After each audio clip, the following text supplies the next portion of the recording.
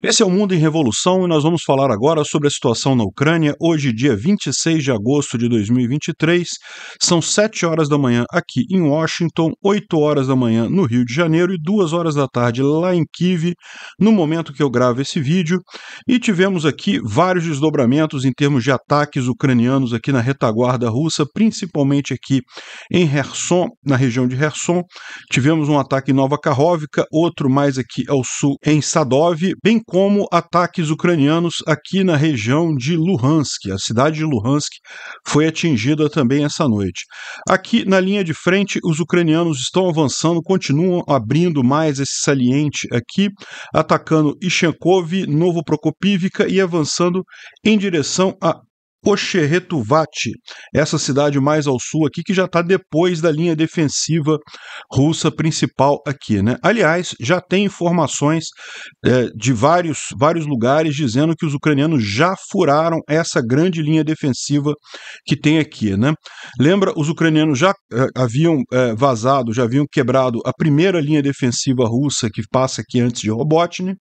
A segunda, que é a principal linha defensiva russa, é justamente a que passa aqui por Ishelkov e também por Verbov, essa região aqui, e essa linha já teria sido também vazada pelos ucranianos, segundo as informações que a gente tem. Se isso realmente for verdade, a próxima parada é Tokmak, né? Ou seja, deve avançar bem mais rápido por aqui, sem essa linha defensiva, e Tokmak está logo aqui embaixo, né? A gente tem informações de avanços também aqui na região de Volnovanha. Volnovanha é essa cidade aqui controlada pelos russos. Os ucranianos têm aqui Vuhledar e eles andaram avançando alguma coisa por aqui também, né? A situação é preocupante aqui aqui em Kupiansk, no norte, em que os russos parece que estão reagrupando, eles pararam de fazer o ataque, estão reagrupando, e juntando mais tropas para tentar avançar aqui. Não conseguiram avançar praticamente nada, a verdade é essa, né? Tomaram alguma parte aqui da linha, da área cinza que havia aqui, mas mesmo Sinkivka eles não conseguiram tomar. A gente tem a informação também que os grupos mercenários russos parecem que estão com um problema, né? O grupo Wagner agora, depois da morte do Prigozhin, parece que estão querendo eliminar completamente o grupo Wagner. Existem informações de um cemitério que está sendo desmanchado totalmente, como para apagar qualquer lembrança do grupo Wagner lá na Rússia, né?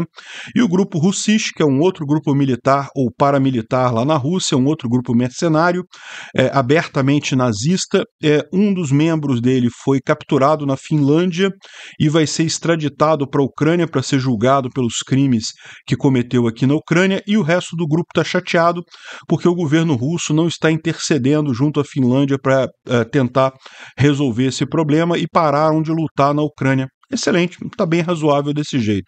Vamos falar sobre esses e outros assuntos em detalhes. Essas notícias foram sugeridas por um monte de gente lá usando o nosso @ancapsubot. Eu agradeço a todo mundo que sugeriu, mas vocês sabem, eu estou sem o meu sistema aqui, eu não tenho como acreditar quem sugeriu as notícias. Agradeço também a você que está assistindo esse vídeo. Se você gosta do nosso conteúdo, por favor, deixe o seu like e se inscreva aqui no canal, né? Bom, vamos começar aqui com um ataque russo à cidade de Kharkiv, que aconteceu ontem com 2 drones Shahid. Foram ambos derrubados, então não teve nenhum grande dano lá na região, né? Os ucranianos, por outro lado, lançaram vários drones contra Moscou, né? O drone Beaver, que é aquele drone de longo alcance. Os russos dizem que derrubaram todos os drones que foram mandados para Moscou, mas a gente tem imagens aqui que mostram outra coisa, né? Pelo menos uma explosão grande teve lá, né?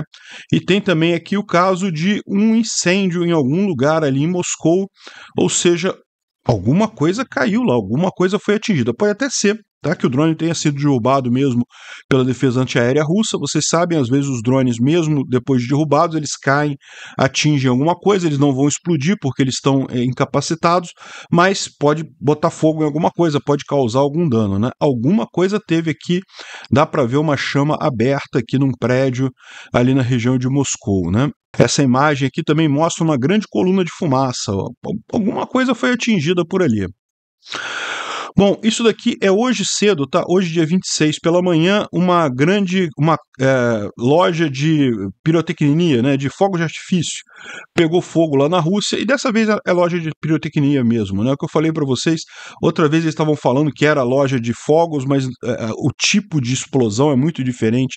Dá para ver quando é loja de fogos, aqui, olha só como é que ficam os fogos todos explodindo aqui. Isso daqui é típico de explosão em loja de fogos ou em armazém que tem fogos de artifício, né? Lógico, tem explosão grande porque tem muita pólvora ali, mas você tem também os fogos que acabam explodindo, né? Quando teve aquela grande explosão naquela loja, naquela indústria de equipamentos óticos lá em Moscou, e o pessoal falou que era uma explosão em loja de artifício, não parecia não tinha essa característica que é bem típica de fogos de artifício, né? Pois bem, isso daqui provavelmente foi um acidente, né? A gente não tem informações de talvez uma sabotagem, um drone, mas o mais provável é que tenha sido um acidente mesmo. Isso daqui aconteceu em Belgorod, uma grande coluna de fumaça apareceu na cidade, numa cidadezinha ali dentro da região de Belgorod, e a princípio ninguém sabia o que era exatamente isso daí. Essa aconteceu aqui nessa cidadezinha de Urazovo, aqui, ó, que fica na região de Belgorod, e num primeiro momento o pessoal até achou que fosse a Ucrânia atingindo a região ali, mas depois se descobriu que foi, na verdade, um drone russo que caiu com defeito ali na região, né? Ele teve problemas e caiu e acabou matando 3 russos ali na região de Belgorod, ou seja, foi lambança feita pelos russos mesmo. Mas vocês lembram, ontem a gente falou sobre o ataque ucraniano à base da 126ª Brigada Russa ali na Crimeia, né? A gente tinha falado sobre isso ontem, a gente não tinha ainda muitas informações sobre o que tinha acontecido de dano ali, né?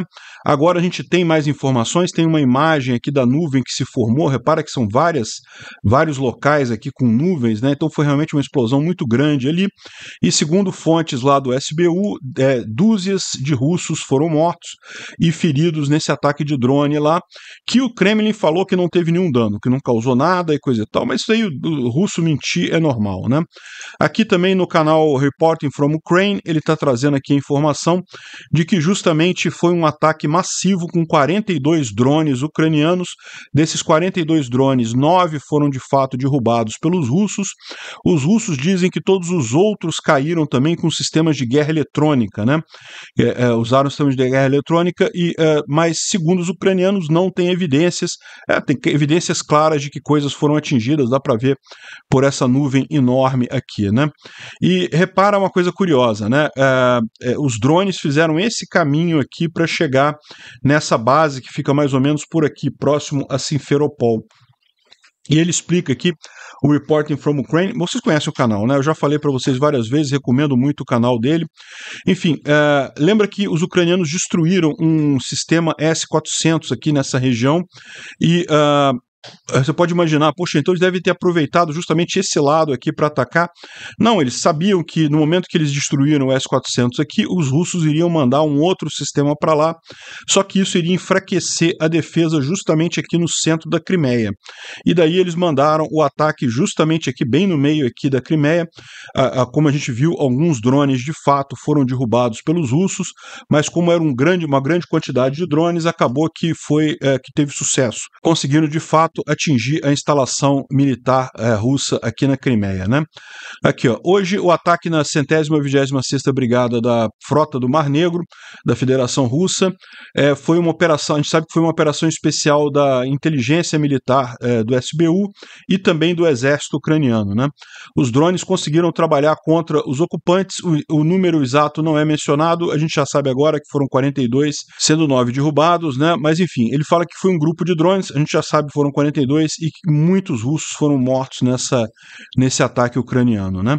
Também teve um ataque ucraniano na cidade de Luhansk, né? A cidade de Luhansk está ocupada pelos russos, fica nesse lugar aqui. Houve uma época que os ucranianos não tinham como atingir Luhansk, porque ela fica mais longe do que a capacidade do HIMARS aqui na região, mas agora eles têm o Storm Shadow e Luhansk é um hub de logística muito importante para os russos, então os russos têm usado muita coisa para munição, suprimentos, conserto de tanques e coisa e tal, e de tempos em tempos os ucranianos pegam uma leva de Storm Shadows aqui para dar uma aliviada ali, né? Então houve várias explosões. Tem um vídeo aqui, dá para ouvir muito baixinho algumas explosões. Eles estão dizendo que foram entre 5 e 6 explosões que aconteceram ali em Luhansk. Vamos ouvir, só dá para ouvir, tá? Não dá para ver nada não.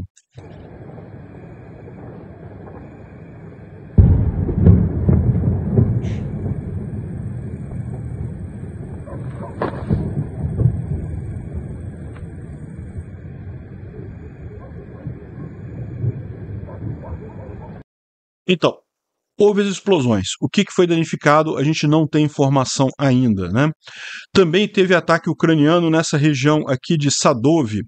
Sadov fica aqui ao sul de Kherson, né? Kherson está aqui. Sadov fica aqui ao sul, nessa região aqui. É na região de Kherson, né? Mas é nessa região aqui ao sul de Kherson, né? E também teve ataque ali naquela região em Nova Kakhovka, né? A cidade de Nova Kakhovka também está controlada pelos russos, fica nessa região aqui. Fica nessa região aqui, né? Nova Kakhovka aqui, né? Onde tinha a represa. A represa foi destruída, mas é lógico, a cidade continua aqui. E a cidade de Nova Kakhovka era, ou é ainda, um dos principais pontos estratégicos dos russos aqui na Ucrânia, né? Então, alguma coisa foi atingida aqui. No vídeo aqui, nessa imagem, está aparecendo que foi em Nova Kakhovka, mas aqui, se você olhar no mapa, parece que foi mais próximo de Kakhovka, né? As duas cidades são muito próximas, ambas são postos aqui dos russos. Teria sido atingido um grande depósito de munição ali na região e um grande depósito de armas, imagino que armas e munição, e acabou explodindo isso tudo aqui. Excelente notícia, né? E aliás, a situação ali em Kherson continua complicada, né? Aqui um Telegram russo falando que, olha só, no fronte de Kherson os ucranianos têm completamente a iniciativa. Eles chegam na nossa margem, destroem as nossas defesas e nossos pontos notáveis, pegam os prisioneiros e vão embora. Eles fazem o que eles querem e ninguém toma nenhuma ação para mudar essa situação, né? Ou seja, está dando um desespero grande nos russos ali, porque o fato é que os russos tiraram todas as principais forças que tinham nessa região para tentar reforçar a linha de frente aqui em Zaporísia, e com isso a região aqui de Kherson ficou muito desprotegida. Os ucranianos estão de fato fazendo o que querem nessa região aqui. A gente fica até pensando, né, será que vai ter alguma coisa mais séria do que isso? Mas por hora tudo que você tem visto é justamente essas ações temporárias. O pessoal vai lá, cria cabeça de ponte, atacam os russos ali, coisa e tal, depois volta, né? Tem mais mensagens de Telegram russos preocupados ali com a região de Nova Kakhovka, né? Essa tradução aqui, ó, tá aqui, ó, dia 26/8, ou seja, a mensagem de hoje, né? Nesse momento, a situação do 105ª Brigada, que fica justamente aqui na região de Cossack-Larehy, né? Onde tem uma das cabeças de ponte ucranianas aqui nessa região. Nesse momento, a situação na 205ª Brigada é a seguinte: aqueles que se mantiveram fortes pelos seus soldados, ou seja, os comandantes que defenderam os seus soldados, que estavam querendo realmente evitar mortes desnecessárias, são aqueles que estão sendo fortalecidos, no sentido de que estão sendo colocados à prova, estão sendo mandados para a linha de frente. O comando está fazendo todo o esforço possível para colocar eles em situações extremas e garantir que não exista nenhuma responsabilidade para eles próprios, para os comandantes próprios ali. Ou seja, o que eles estão dizendo aqui, o que ele está reclamando aqui é justamente de que continua o pessoal sendo mandado para a morte ali, sem apoio de artilharia, sem apoio nenhum ali na região, né? Aqui uma outra mensagem de ontem, 25/8, região de Kherson. O apelo aos soldados do 205ª Brigada, né? A informação sobre a falta de leis e as besteiras que estão acontecendo ali chegou ao centro de comando. Nesse momento, existe uma reunião de todos os possíveis serviços na sua brigada. Se vocês se mantiverem silenciosos agora, ninguém vai ajudar você de novo. Então, isso vai acabar apodrecendo. transfiram todas as demandas, falem todos os problemas para o pessoal, para que não fiquem com medo de falar nesse momento, porque senão ninguém vai ajudar, né? Então, ou seja, o que eles estão pedindo aqui, pedindo para o pessoal da 205ª Brigada falar qual é o problema e coisa e tal. Enfim, a gente sabe qual é o problema é que os russos tiraram todas as melhores tropas daqui para apoiar a Zaporísia e o que ficou aqui é um monte de mobilizado que não tem capacidade nenhuma. Os ucranianos estão fazendo a festa. A minha questão é, por quanto tempo, né? Por que os ucranianos não aproveitam isso daqui, já não invadem de uma vez, já não lançam uma ofensiva por aqui? Eu sei que o rio é um obstáculo formidável nessa região, é difícil mesmo de passar, mas a essa altura, com tanto soldado fraco por ali, né? Bom, vamos falar um pouco sobre a linha principal de ataque agora, que é a Tokmak e Robotny, né? E o Tatarigami está trazendo aqui algumas informações, bem por alto, né? Ele participa, ele faz parte do exército ucraniano, então ele não pode falar específicos, mas ele dá aqui algumas visões aqui. A situação para os russos piorou muito recentemente. Eles estão tentando, de toda forma, de forma frenética, evitar um breakthrough, né? Uma quebra, né? Uma quebra é quando o exército inimigo fura a sua linha defensiva, né? A linha defensiva ela é muito forte quando ela é toda unida. Se um buraco nela é feito, se o inimigo consegue furar aquela linha defensiva, ele consegue atacar pelos lados ou pela traseira os soldados que estão na linha defensiva. Isso piora muito a situação. É isso que os ucranianos estão tentando fazer ali na região e os russos estão tentando evitar, né? E existem informações sobre reservas russas depletadas, reforços e forças de rotação que não estão acontecendo, né? Então esse é o grande problema. Ali parece que os russos realmente não estão conseguindo manter a intensidade da luta, né?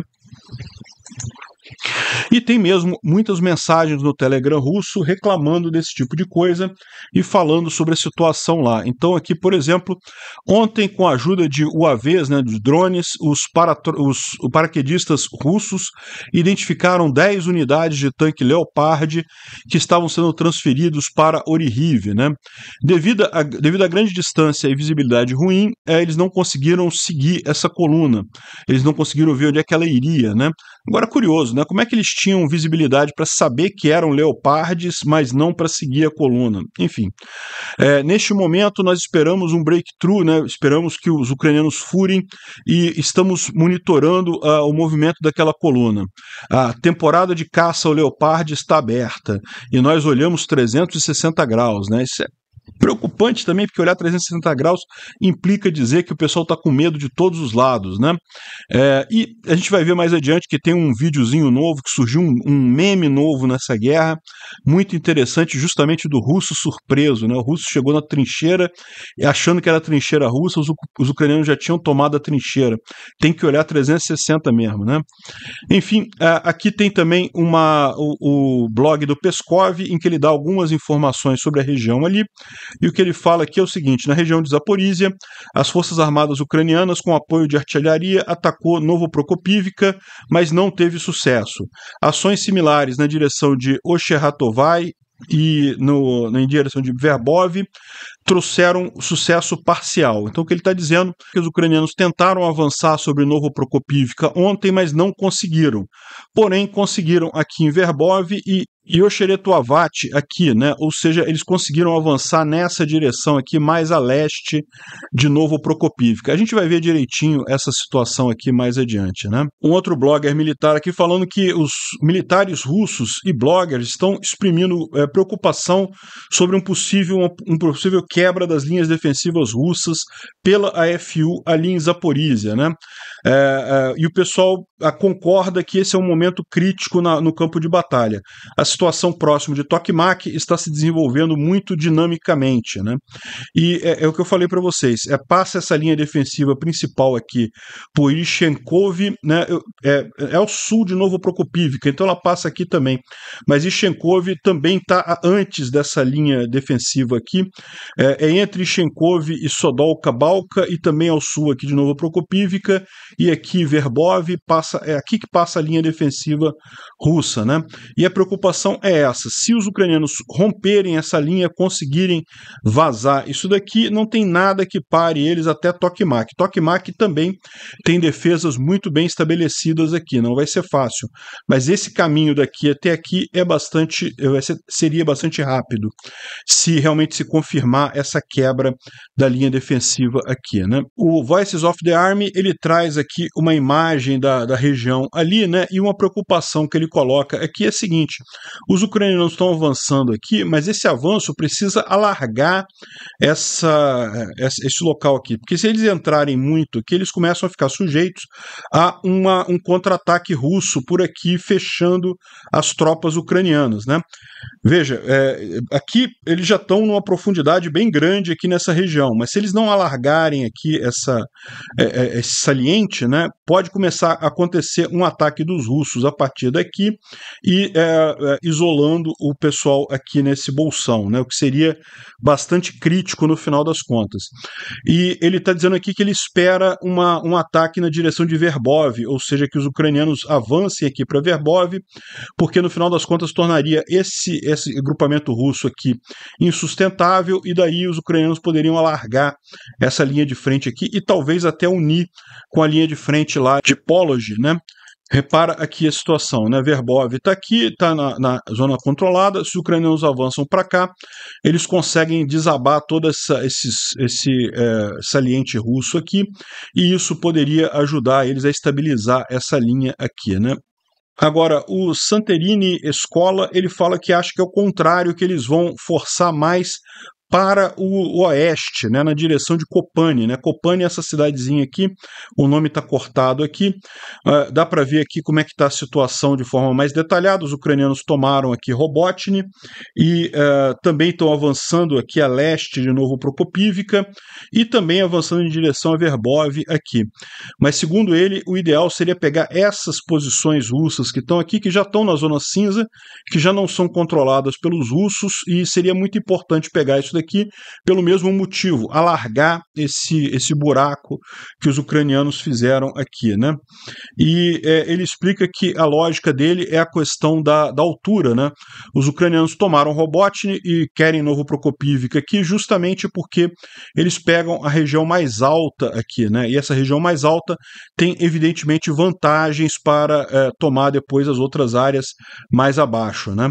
Então está claramente isso que os ucranianos estão fazendo. E a lógica aqui seria, já que eles estão aqui indo para Ishenkov e também em direção aqui à linha defensiva russa aqui, a lógica diria para eles avançarem para esse lado aqui de Kopani também, para aproveitar essa altura aqui, né?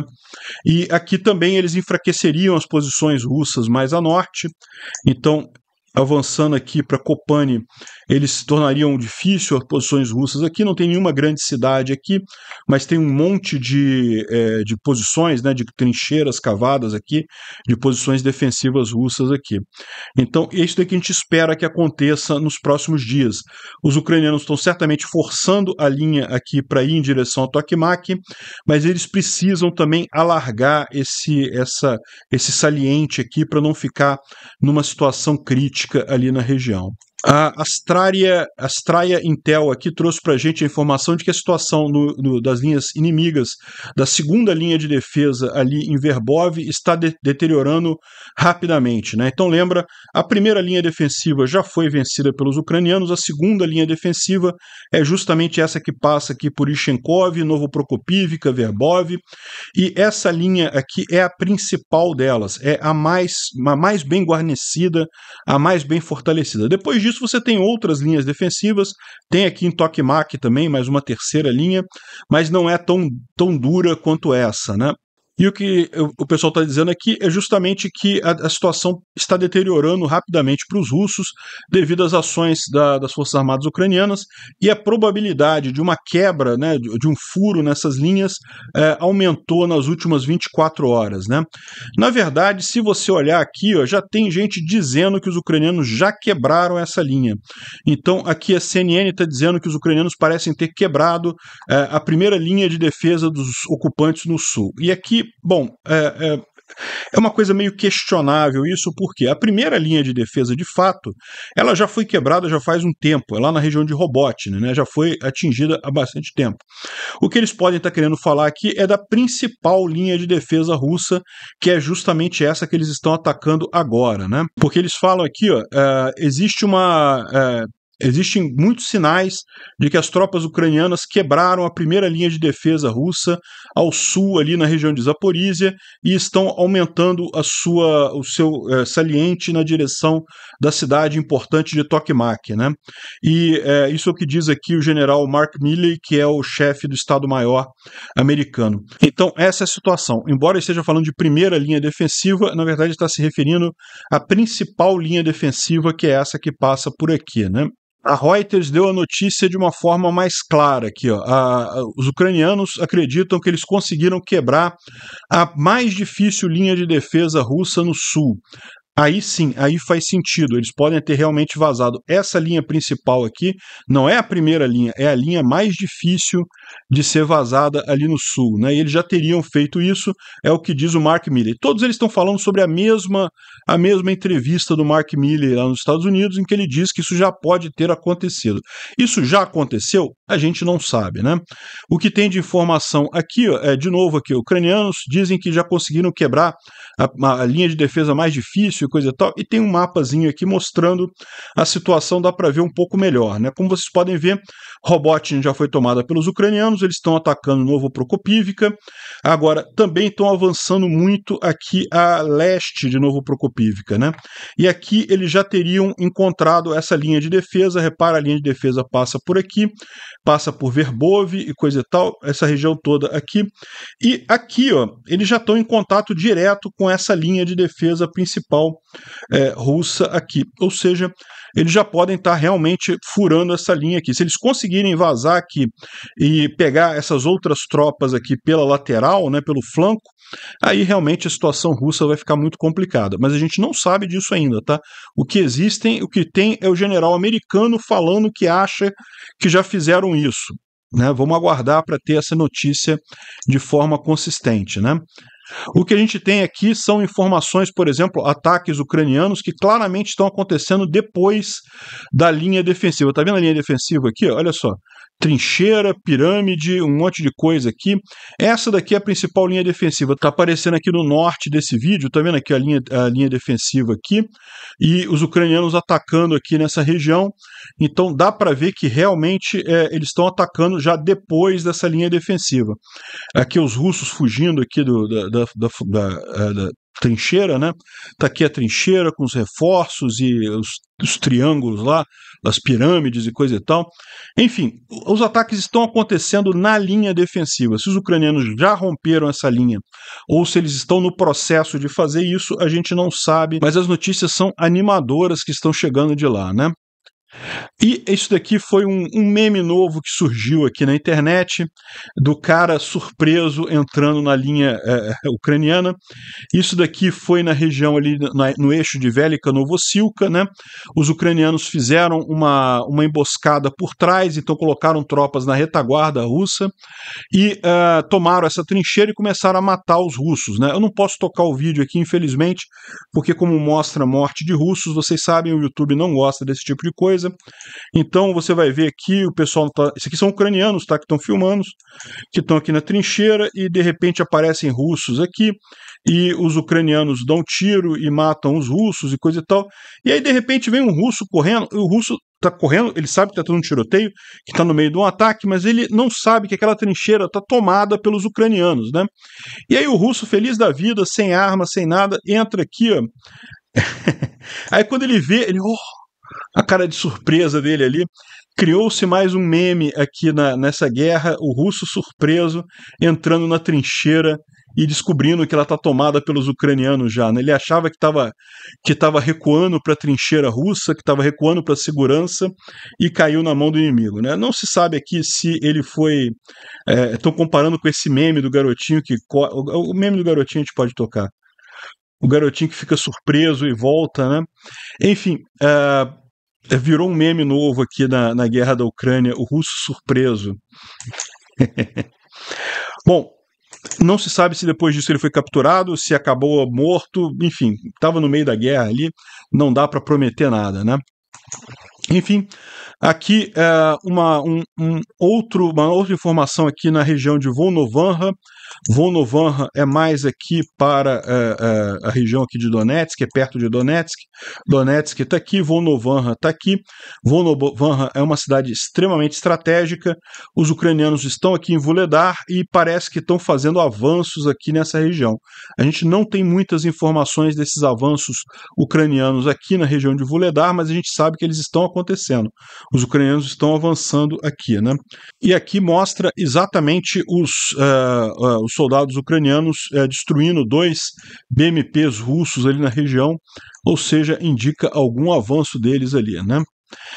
Bom, finalmente o general Syrskyi, que é o general ucraniano ali do leste, né, que está responsável por toda a área desde Bakhmut até lá no norte, até Kupiansk, ele está preocupado, ele está demonstrando a preocupação dele, porque segundo ele, depois de um mês de batalhas muito duras ali e perdas significativas ali em Kupiansk e Lima, o inimigo está reagrupando suas forças, ou seja, os russos pararam de atacar ali, tentaram avançar, tentaram, não conseguiram e pararam, mas ao mesmo tempo eles estão transferindo formações novas, brigadas recém-formadas e divisões do território da Federação Russa, e isso pode ser preocupante, pode ser que eles estejam planejando uma nova ofensiva mais adiante ali no leste, né? Acho pouco provável que eles consigam avançar aqui, mas é sempre uma situação de alerta, a gente tem que ficar prestando atenção nisso daí, né?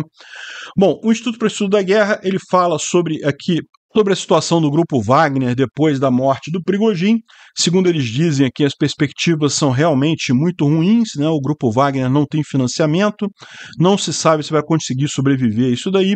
E ele chama atenção também para como que a information space, né, o espaço informacional lá na Rússia, está em desacordo com o Kremlin, né? O Kremlin e as mídias tradicionais lá na Rússia estão todas dizendo que a Rússia não teve nada a ver com essa morte do Prigozhin, que foi alguma outra coisa, um atentado terrorista ucraniano, alguma coisa, não foi o Kremlin que matou o Prigozhin, mas se você vê na internet, lá na informação descentralizada e distribuída lá, todo mundo coloca o óbvio. É claro que foi o Putin fazendo isso, e provavelmente com a ajuda do Lukashenko, né? O Lukashenko também andou dizendo que ele se comprometeu a garantir a segurança do grupo Wagner em Belarus, mas só em Belarus.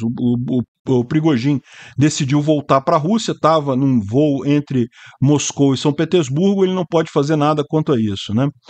Enfim, e ele também reforça aquilo que a gente já falou, que as forças ucranianas continuam a contraofensiva ali na região de Robotyne e tiveram avanços ali, e os bloggers russos mostram preocupação sobre a falta de rotação e reforços ali na área, né? Então é o que a gente já falou aqui sobre ali a região de Zaporizhia. Agora, voltando aqui ao grupo Wagner, o pessoal aqui está falando, esse aqui é um soldado do grupo Wagner, falando sobre uma blasfêmia, né? Um cemitério onde estavam enterrados vários combatentes do grupo Wagner simplesmente foi desmanchado, né? Tiraram todas as cruzes, todos os itens lá, todas as lápides e coisa e tal, e simplesmente deixaram os mortos, tá, os mortos ainda estão lá, mas tiraram todas os presentes, as flores, né, as coroas de flores que tinham sido deixadas e coisa e tal, foi tudo retirado ali da região, estão fazendo algum tipo de obra ali, né? Não dá para saber exatamente o que está acontecendo aqui, mas o pessoal está preocupado em dizendo que isso daqui seria uma tentativa de apagar a lembrança do grupo Wagner, como se o grupo Wagner não tivesse feito nada nessa guerra, né? Bom, a informação oficial das fontes russas é que isso daí, na verdade, é uma reforma do cemitério e que depois eles vão colocar tudo de novo. Mas não dá para entender muito bem que tipo de reforma é a reforma de cemitério, que história é essa, né? Enfim, vamos ver isso daí, né? Tá aqui o pessoal bastante chateado com todas as cruzes retiradas, todos os presentes, né? Enfim. Outro pessoal que está muito chateado também é o grupo Russich. O grupo Russich é um outro grupo mercenário russo, menor em tamanho, tá? Não é tão grande quanto o grupo Wagner, é abertamente nazista e um dos líderes desse grupo é o Ian Petrovski, que foi preso, ele é um russo que foi preso na Finlândia, ele estava na Finlândia fazendo não se sabe o que, e ele acabou preso lá justamente por um pedido da Ucrânia. A Ucrânia passou a informação para a Finlândia de que esse líder estaria lá no território finlandês, pediu a extradição dele, e o cara foi preso lá na Finlândia e vai ser extraditado para a Ucrânia, né, para ser julgado pelos crimes de guerra que ele cometeu lá na invasão da Ucrânia. E daí o pessoal do grupo Russich ficou muito chateado, porque aparentemente a Rússia não está nem aí. O cara foi lá na Finlândia, problema dele, né? Ninguém mandou, ele está em guerra, né? O cara resolveu passear lá na Finlândia, fazendo não sei o que, acabou sendo preso, né? E o grupo Russich, então, ele está pausando a sua participação na, entre aspas, SMO, né? Operação Militar Especial, que é como o Putin chama a guerra na Ucrânia, né? Eles não dizem que é guerra, que é só uma operação militar especial, mas enfim, o grupo Russich está parando a participação dele nesse negócio, depois que o fundador foi preso lá na Finlândia, e eles só vão voltar à guerra agora se a Rússia fizer esforços para não deixar ele ser extraditado para a Ucrânia, né? Aqui, ó. Até a situação com o Slavyan não é resolvida do jeito que a gente quer, extradição para a Federação Russa. O grupo Russich vai parar de fazer qualquer combate, qualquer missão de combate. Existe um tempo para relaxar e resolver as pendências acumuladas. Se um país não consegue proteger seus próprios cidadãos, então por que os cidadãos devem proteger aquele país, né? Ou seja, o pessoal está meio chateado lá, mas a verdade é que não tem muito que a Rússia possa fazer. Vai fazer o quê? Ameaçar a Finlândia? Se fosse um país banana presidido por um idiota corrupto, como é o caso do Brasil, eles conseguiriam a extradição do russo para a Rússia, né? O que estão tentando fazer com o espião aqui no Brasil. Um absurdo completo, e o governo Lula está lindamente devolvendo o russo lá para a Rússia. Mas lá na Finlândia a banda não toca desse jeito, né? O pessoal lá tem cabeça, tem 2 neurônios funcionando ainda, então no final das contas eles não vão extraditar o cara para a Rússia, não tem o que a Rússia possa fazer. Bom, uma coisa muito bacana que a gente ficou sabendo é um grupo hacker chamado Nebula 00X, que é um grupo hacker que, segundo está dizendo, conseguiu hackear um monte de informação lá do serviço de trem russo, né? É um grupo de russos contra o Putin, contra a guerra, e conseguiram hackear um monte de informações lá. Dizem que vão liberar 3,5 terabytes de dados, justamente com informações que eles conseguiram hackear ali sobre uma série de coisas, né? Então, bacana que esse grupo hacker lá na Rússia, o que ele está fazendo por lá, né? Muito positivo. Bom, o Danilov, que é um dos ministros lá do Zelensky, está falando aqui que a Rússia tem um plano B para a Ucrânia. Eles querem fazer movimentos contra o Zelensky, contra o Ocidente, a favor da Rússia. Na verdade, parece que teve um protesto em Zitomir e coisa e tal, o pessoal contra o Zelensky, coisa e tal, contra a guerra. A Zitomir está na região oeste da Ucrânia, então é uma região que foi relativamente pouco afetada pela guerra. Então, é um protesto que certamente está sendo bancado pelos russos, né?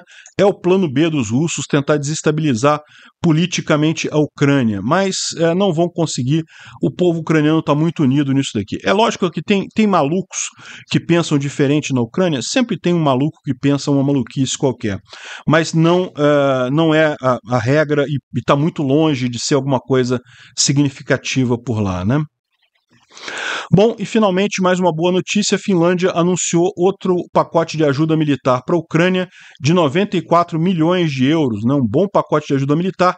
Como é tradição, por questão legal, o governo finlandês não diz exatamente o que ele está mandando para a Ucrânia, mas é uma boa coisa e vai incluir principalmente armas pesadas e muita munição. Excelente no final das contas. Obrigado por assistir o vídeo até o final. Além de curtir, compartilhar e se inscrever no canal, considere se tornar patrocinador com valores a partir de R$ 1,99. Clique no botão Seja Membro abaixo para saber as condições e vantagens de patrocinar o canal. Mais informações sobre o nosso projeto, visite nossos sites indicados na tela.